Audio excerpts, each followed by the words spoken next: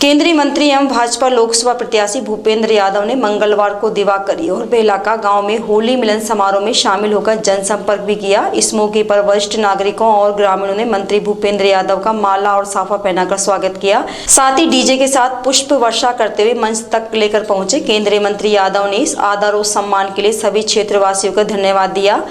केंद्रीय मंत्री ने सभा को संबोधित करते हुए कहा कि कांग्रेस सरकार समाज में भ्रम फैला रही है कि भाजपा आरक्षण को समाप्त कर देगी, जबकि मोदी सरकार ने दलित पिछड़े समाज के लिए बहुत कुछ किया है। उन्होंने कहा कि उनका वादा है कि भाजपा सरकार कभी आरक्षण के साथ कोई छेड़छाड़ नहीं करेगी। साथ ही उन्होंने कांग्रेस पार्टी पर जोरदार हमला बोलते हुए कहा कि कांग्रेस पार्टी ने हमेशा समाज को टुकड़ों में बांटने का काम किया है, जबकि भारतीय जनता पार्टी ने सभी समाज को एक साथ जोड़ने का काम किया है। देश के यशस्वी प्रधानमंत्री नरेंद्र मोदी का सबके लिए एक ही नारा है, सबका साथ सबका विकास। उन्होंने कहा कि आज जो भी योजनाएं बनाई जा रही हैं वह इस तरह से तैयार की जा रही है कि योजनाओं का लाभ सभी जरूरतमंद लोगों तक पहुंचे। उन्होंने कांग्रेस के 70 साल के कार्यकाल की याद दिलाते हुए कहा कि इमरजेंसी, दंगे, भूखमरी, बेरोजगारी, घोटाले वाला शासन देश का काला अध्याय था। बीते 10 वर्षों में 25 करोड़ लोग गरीबी से बाहर आ चुके हैं। लोगों की इस प्रगति की शक्ति से हम 11वीं बड़ी अर्थव्यवस्था से 5वीं सबसे बड़ी इकोनॉमिक बन गए हैं। वे देश में 9000 किलोमीटर हाई स्पीड कॉरिडोर बनाने पर फोकस कर रहे हैं। इसमें से करीब 4000 किलोमीटर हाई स्पीड कॉरिडोर बनकर तैयार हो चुका है। 2014 तक सिर्फ 5 शहरों में मेट्रो की सुविधा थी, आज 21 शहरों में मेट्रो की सुविधा है। ये काम विकास के विजन से होते हैं। ये काम तब होते हैं जब नीयत सही होती है। अगले 5 वर्ष में विकास की गति कई गुना तेज होगी। कांग्रेस ने 7 दशक तक जो गड्ढे खोदे थे वो अब तेजी से भरे जा रहे हैं। अगले 5 वर्ष अपनी इस नींव पर बुलंद इमारत बनाने का काम होने वाला है और ये मोदी की गारंटी है। मोदी की गारंटी मतलब पूरी होने की गारंटी। केंद्रीय मंत्री भूपेंद्र यादव ने सभी लोगों से अपील करते हुए कहा कि आगामी 19 अप्रैल को मोदी की गारंटी पर वोट देकर मोदी के संकल्प अब की बार 400 पार को पूरा करना है।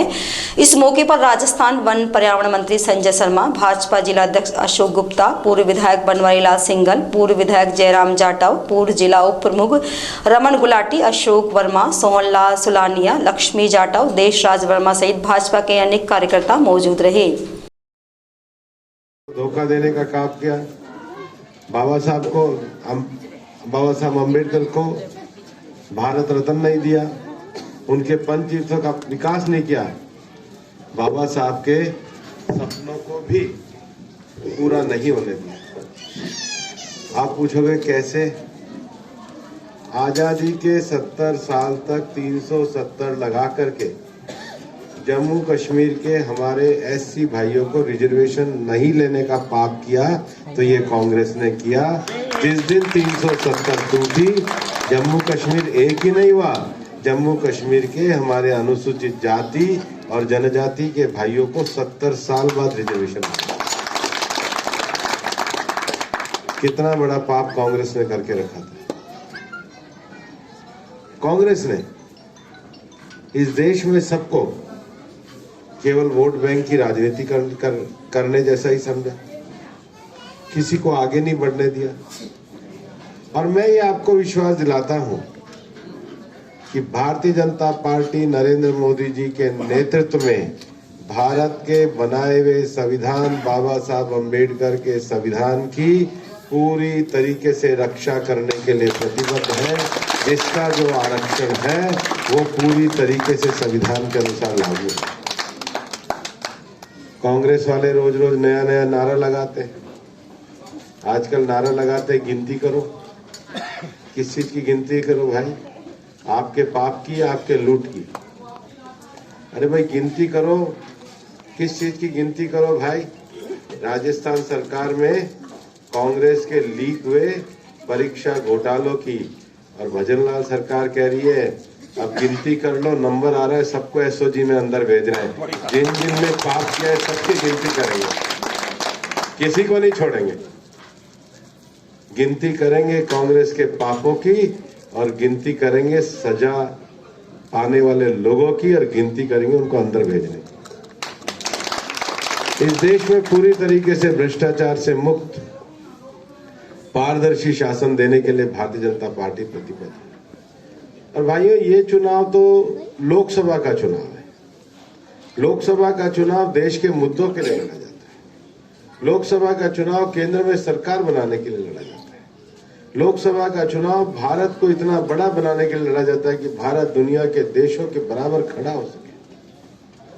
और कांग्रेस के राज में हम तो रोज देखते थे, कभी डी राजा जेल में जाता था, कभी पवन बंसल जेल में जाता था। सुबह अखबार खोल के देखते थे कोई ना कोई मंत्री जेल में जाता था।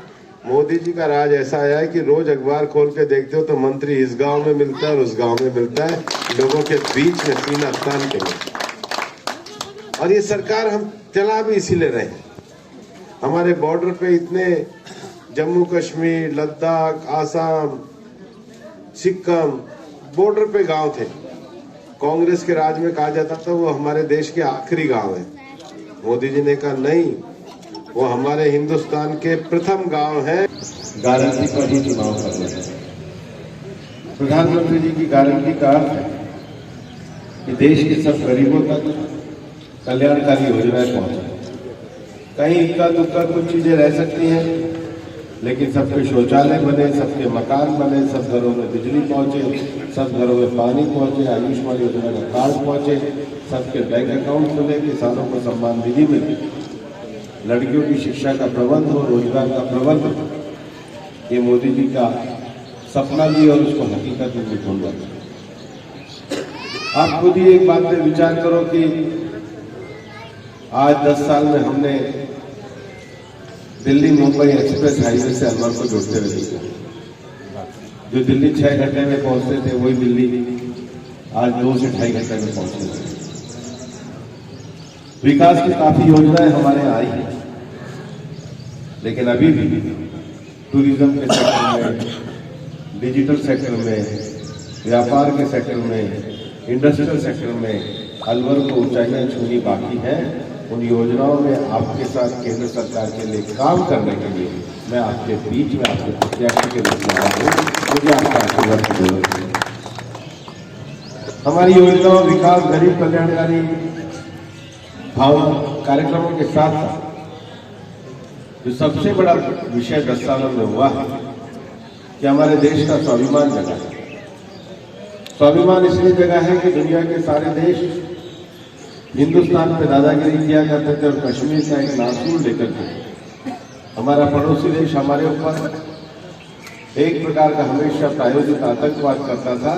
मोदी जी ने सर्जिकल स्ट्राइक करके पाकिस्तान के आतंकवाद को भी रोका और 370 की कलम को समाप्त करके भारत को एक करने लगा।